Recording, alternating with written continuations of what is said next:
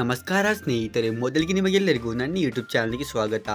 ಇನ್ನೇನು May 26ರಿಂದ IPL 2026 ಶುರುವಾಗಲಿದ್ದು, IPL ಶುರುವಾಗೋದಕ್ಕಿಂತ ಮುಂಚೆ ನಮ್ಮ RCB ತಂಡಕ್ಕೆ ಒಂದು ತುಂಬ ದೊಡ್ಡ ಬ್ಯಾಡ್ ನ್ಯೂಸ್ ಬಂದಿದೆ.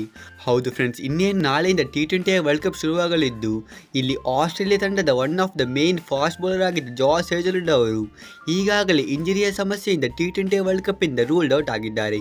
ಮತ್ತು ನಿಮಗೆಲ್ಲರಿಗೂ ಕೂಡ ಗೊತ್ತೇ ಇದೆ, IPLನಲ್ಲಿ ಜಾಸ್ ಹೇಜಲ್ವುಡ್ ಅವರು RCBಯ ಪರವಾಗಿ ಆಡುತ್ತಾ ಇದ್ದು, ಕಳೆದ ಸೀಸನ್ ಅಲ್ಲಿ RCBಗೆ ಕಪ್ ಗೆಲ್ಲಿಸುವುದರಲ್ಲಿ ಜಾಸ್ ಹೇಜಲ್ವುಡ್ ಅವರು ಕೂಡ ಒಂದು ತುಂಬಾ ದೊಡ್ಡ ಪಾತ್ರವನ್ನು ವಹಿಸಿದ್ದರು. ಹಾಗಾಗಿ ಈ ಸೀಸನ್ ಅಲ್ಲಿ ಕೂಡ ಇವರು ನಮ್ಮ one of the main fast bowler ಆಗಿದ್ದು, ಇವರ ಅಗತ್ಯ ನಮಗೆ ತುಂಬಾನೇ ಇದೆ. ಆದರೆ ಎಲ್ಲರಿಗೂ ಕೂಡ ಗೊತ್ತೇ ಇರುವ ಹಾಗೆ ದಿ ಆಶಸ್ ಸೀರೀಸ್ ಶುರುವಾಗುತ್ತಕ್ಕಿಂತ ಮುಂಚೆ ಇಲ್ಲಿ ಜಾಸ್ ಹೇಜಲ್ವುಡ್ ಅವರು ಹ್ಯಾಮ್ಸ್ಟ್ರಿಂಗ್ ಇಂಜರಿಯಿಂದ ಸೀರೀಸ್ ಇಂದ ರೂಲ್ಡ್ ಔಟ್ ಆಗಿದ್ದರು. ಆಮೇಲೆ ಈಗಷ್ಟೇ ಬರುತ್ತಿರುವ ರಿಪೋರ್ಟ್ಸ್ ಪ್ರಕಾರ ಅವರು ನಾಳೆಯಿಂದ ನಡೆಯಲಿರುವ T20 ವರ್ಲ್ಡ್ ಕಪ್ಗೆ ಕೂಡ ಲಭ್ಯ ಇರುವುದಿಲ್ಲ.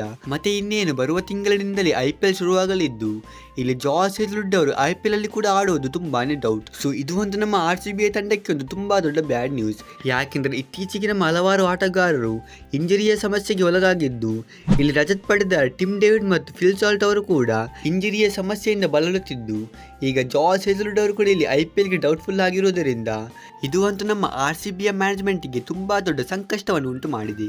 ಆದರೆ ಆಕ್ಷನ್ ಅಲ್ಲಿ ಈಗಾಗಲೇ RCBಯ ಮ್ಯಾನೇಜ್ಮೆಂಟ್ ಇಲ್ಲಿ ಜಾಸ್ ಹೇಜಲ್ವುಡ್ ಅವರಿಗೆ ಬ್ಯಾಕಪ್ ಆಪ್ಷನ್ ಆಗಿ ಜಾಕೋಬ್ ಡುಫಿ ಅವರನ್ನು ಖರೀದಿ ಮಾಡಿತ್ತು. ಮತ್ತೆ ಇತ್ತೀಚೆಗೆ ಇಲ್ಲಿ ಜಾಕೋಬ್ ಡುಫಿ ಅವರು ಕೂಡ ಇಂಡಿಯಾಗೆ ಬಂದು T20 ಸೀರೀಸ್ ಅನ್ನು ಆಡಿದ್ದು, ಇವರಲ್ಲಿ ಒಂದು ಅಷ್ಟೇನು ಹೇಳಿಕೊಳ್ಳುವಂಥ ಪರ್ಫಾರ್ಮೆನ್ಸ್ ಅನ್ನು ಕೊಡಲಿಲ್ಲ.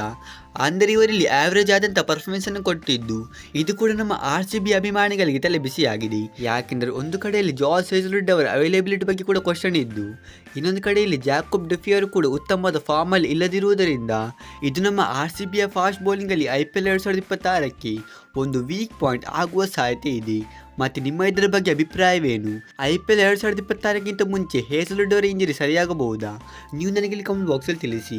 ಹಾಗೆಯೇ ನೀವೇನಾದರೂ ನನ್ನ ಯೂಟ್ಯೂಬ್ ಚಾನಲ್ಗೆ ಹೊಸಬರಾಗಿದ್ದರೆ ನೀವು ಬೇಗನೆ ಚಾನಲ್ ಸಬ್ಸ್ಕ್ರೈಬ್ ಮಾಡಿಕೊಂಡು ವಿಡಿಯೋವನ್ನು ಲೈಕ್ ಮಾಡಿ. ಸೊ ನಾವು ಸಿಗೋಣ ಹೀಗೆ ಮುಂದಿನ ಇಂಟ್ರೆಸ್ಟಿಂಗ್ ವಿಡಿಯೋದಲ್ಲಿ. ಅಷ್ಟರವರೆಗೆ ಬೈ ಬಾಯ್.